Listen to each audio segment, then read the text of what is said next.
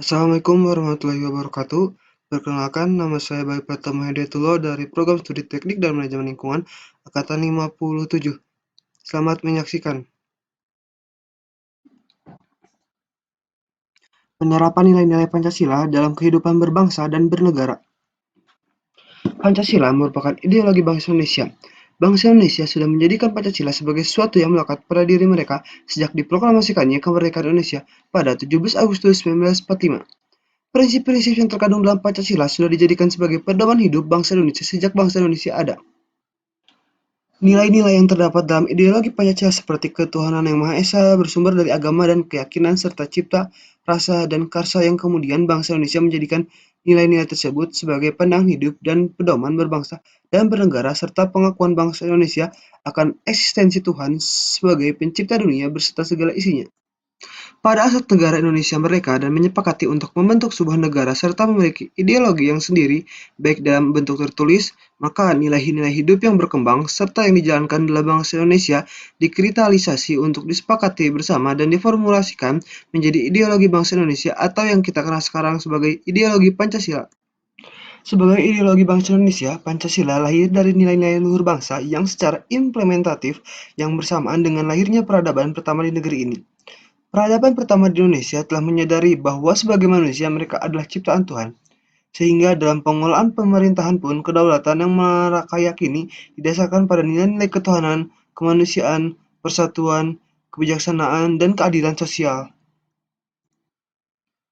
Sila pertama adalah sila yang berkaitan dengan sikap kita sebagai umat pada Tuhannya. Warga Indonesia percaya dan takwa kepada Tuhan Yang Maha Esa sesuai dengan agama dan kepercayaannya masing-masing.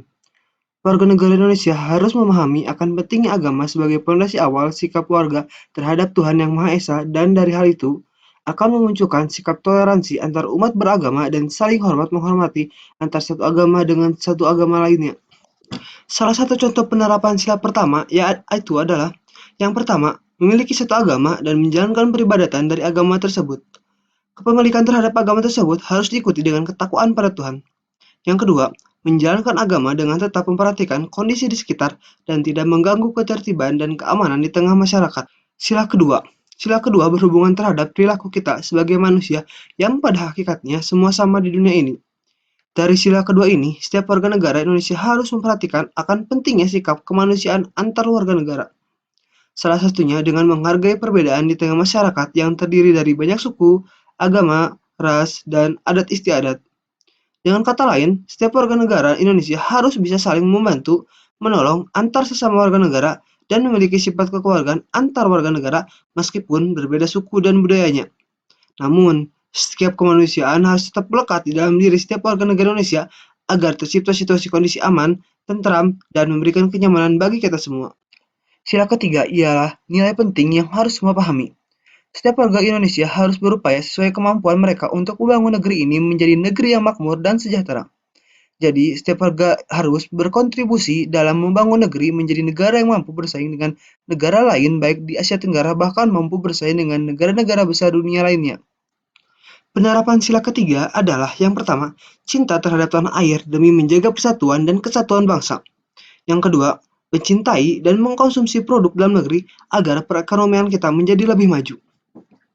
Pada sila keempat, berkaitan dengan perilaku kita untuk selalu bermusyawarah dalam menyelesaikan masalah, mengutamakan musyawarah dalam mengambil keputusan untuk kepentingan bersama, mencapai mufakat diliputi oleh semangat kekeluargaan, menghormati dan menjunjung tinggi setiap keputusan yang dicapai sebagai hasil musyawarah dengan itikat baik dan rasa tanggung jawab menerima dan melaksanakan hasil keputusan musyawarah. Melalui hasil musyawarah mufakat inilah akan tercipta lingkungan masyarakat yang damai, tentram, dan akan berdampak bagi kita kelangsungan hidup masyarakat. Penerapan dalam sila keempat ialah yang pertama, mengutamakan pengambilan keputusan dengan musyawarah mufakat untuk menyelesaikan setiap permasalahan dalam kehidupan kita. Apabila hal tersebut berkenaan dengan kepentingan dua orang atau lebih.